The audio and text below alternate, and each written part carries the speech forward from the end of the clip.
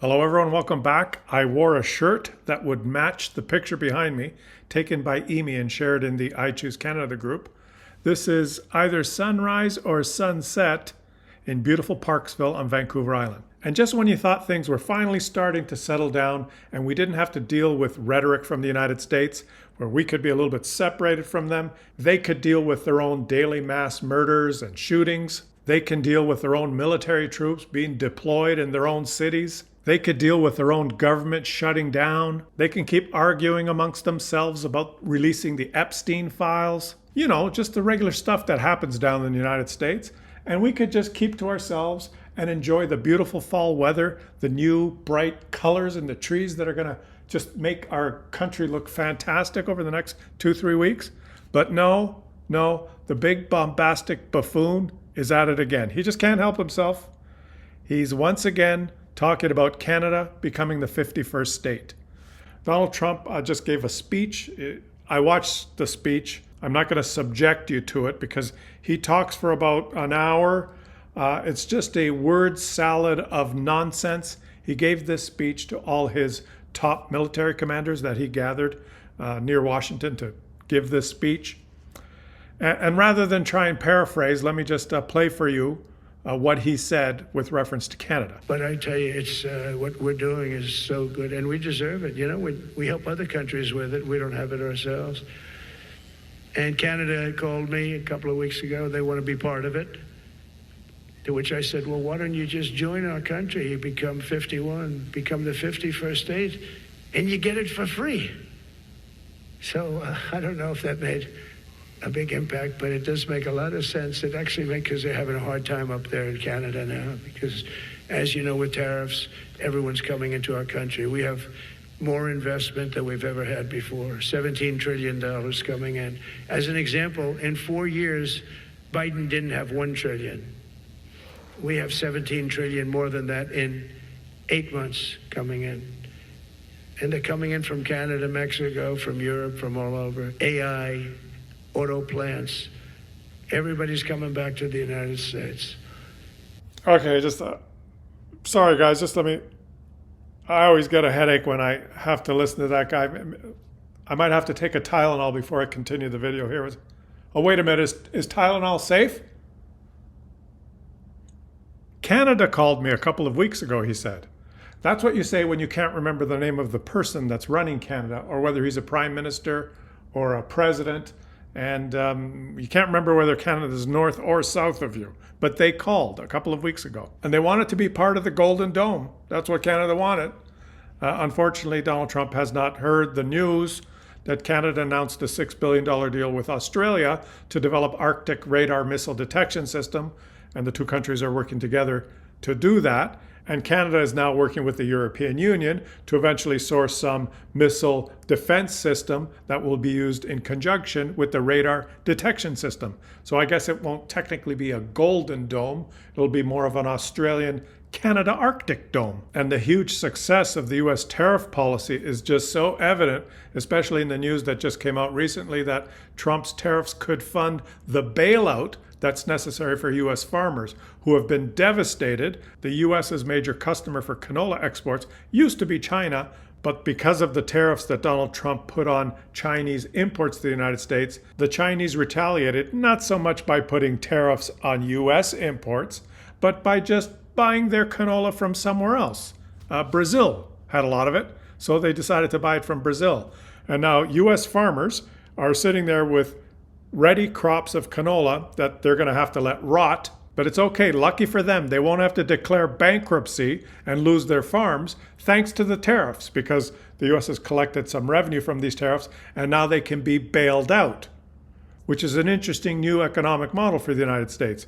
Rather than creating something in their country and selling it to the other country for money, they'd rather tax the imports from other countries into their country, tax their own citizens, and keep that money and then use it to bail out the industries that start to go bankrupt because they can no longer sell stuff to those other countries.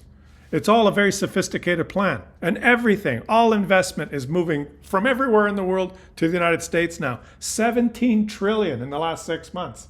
17 trillion, which is more than half of the US GDP for a year. It's just moved there immediately. Any American that's walking down the street doesn't see any of this $17 trillion. All they see is people in camouflage gear and masks. But apparently there's $17 trillion that's moved there. AI being the big one. But I guess he's not aware of the plan that the largest AI data center in the world is to be built in Northwest Alberta. Here is an artist's rendition of the project. It's estimated to cost $70 billion.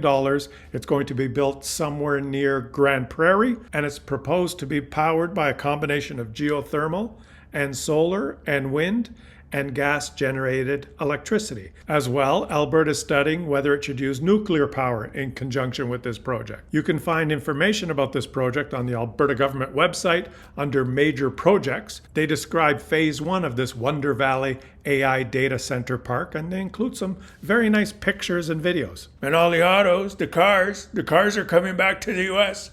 They're all coming back. Except for this one, Ford to produce F-Series pickups at Oakville plant from 2026 onwards. Ford is moving production of the F-Series pickup trucks to Oakville, and this location within a couple of years is planned to be the electric vehicle manufacturing hub for Ford, which is the future, I guess. The expansion plans are going to cost Ford $3 billion US. So I guess you have to take that 17 trillion minus 3 billion. So they're still getting close to 17 trillion of Trump dollars. But the production is going to be moved to Canada. It includes $2.3 billion US to install, assembly, and integrate stamping operations at the Oakville facility. Ford said the increased production also adds about 150 jobs at the company's Windsor engine complex. That's where they make the engine for these trucks. And of course, if they manufactured these in the United States and they had to source the engines from the Windsor engine plant, they would have to pay a Trump tariff tax to import those. So I guess that had something to do with their decision to move full production into Canada. Let's listen to this little piece again. When you just join our country, you become 51, become the 51st state, and you get it for free. So I don't know if that made a big impact, but it does make a lot of sense. I don't know if that made that big an impact. What do you think, everyone? I don't know if that made an impact. Me just suggesting that Canada, a sovereign nation, should become the 51st state. And then they get the Golden Dome for free. What a deal. We could give away our country and our sovereignty so that we could be part of Donald Trump's Golden Dome plan. Wow. Let me think about that for a second. No, fuck you very much. And guys, it's just nonstop. It's just, the guy can't help himself, right? He simply can't help himself. And if you watch this speech, which I endured, how do you say this? I'm not going to play it for you because I don't want to expose you to it. I don't want you to become stupider. But if you watch this speech and just listen to the words he says and hear his sentences and hear this man communicate, any person on earth that could listen to that and then come away with the feeling of, wow, yeah, I'm really inspired now. I'm so glad he moved me. That was a brilliant speech. I agree with everything he said. Anyone that comes away from that thinking that, you probably shouldn't vote. That's my advice to you. Please don't vote. You have no idea what's going on, and your vote is actually hurting yourself. You may be one of those canola farmers that 95% voted for him and are now going bankrupt and ready to lose your farms and your houses waiting for a bailout. Just next election, don't vote because it's too hard for you and you're hurting yourself. I'm telling you this to try and help you. I don't know how to describe the type of person that could listen to what he said and come away with the idea that, yeah, that's the guy I want to vote for. But apparently, the majority of the people that voted in the United States, that's what they thought, that's what they did, and that's what they get. But I want to thank the president because he's brought it to the forefront again, lest we forget the ridiculous, inflammatory, arrogant rhetoric that spews out of him. It's in his brain, right? This 51st state thing, it's in there. He's probably been told by advisors, don't be so rude when you say it. You're starting to piss them off. Tourism has really dropped and they're boycotting all our products. We have to switch strategies. They probably still have the goal of having Canada, of wanting Canada, of owning Canada, probably for our resources. Whatever their plan is, they still have the same plan, but they probably realize that it would be harder for that plan to actually happen if everyone in the country hates you. If you alienate the whole population of that country, it becomes harder. There would be a little bit of resistance. So they've toned it down, but of course this idiot, when something's in his head and he starts giving a speech and he doesn't have a teleprompter, he just keeps talking and it's in there, so it's going to spew out. So we know that it's still an issue. It's still something that we have to take seriously in Canada. And that's why we have to just continue on the path we're on to diversify and do exactly what we're doing. Let our government create new trade deals and new trade alliances. Let our businesses pivot. Our businesses, you have to pivot. Diversify, diversify, diversify. If you're a Canadian business and you don't take advantage of all the opportunities around the world, and I just heard an interview with Jean Chrétien that was filmed a number of months ago, and he was talking about how there's so many trade deals that Canada has, free trade deals. We have the most free trade deals with other countries in the world, more than any other country. We have over 30 free trade deals. Don't quote me on that. It's 25 or 30 free trade deals.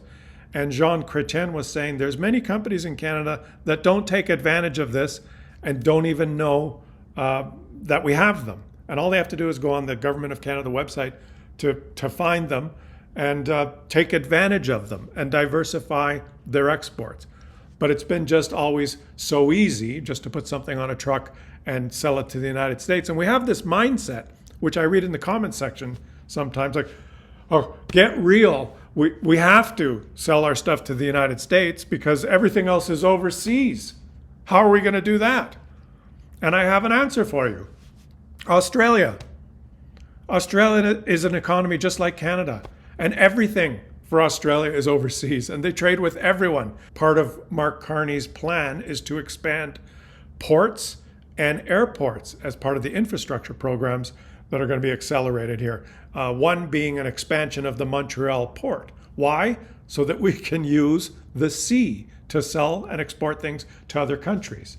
The other country that sells a lot of things overseas, now get ready for this one, China. We are overseas for China. The United States is overseas for China. China is the biggest exporting country that takes advantage of all the possible trade partnerships everywhere in the world. They export to everyone. We don't have a land border with China, but when you go to Walmart, there's a lot of stuff there from China. That's how the world works now. Having to sell overseas is not a big obstacle to overcome now. And in fact, our biggest growing, fastest growing trading partner now, we've increased trade something like 63% with the UK. They're across the Atlantic Ocean, but it's not that far. So once again, Donald Trump can't help himself. He opens his big mouth and without even knowing it, he insults our whole country again. Let me know in the comments section what you think of his remarks. Subscribe to my channel if you're enjoying the content and consider becoming a channel member if you're enjoying my work. Have a fantastic rest of your day, everyone. Don't listen to the buffoon. Go out and see the beautiful colors. Fall is just around the corner. I'll catch you all on the next one.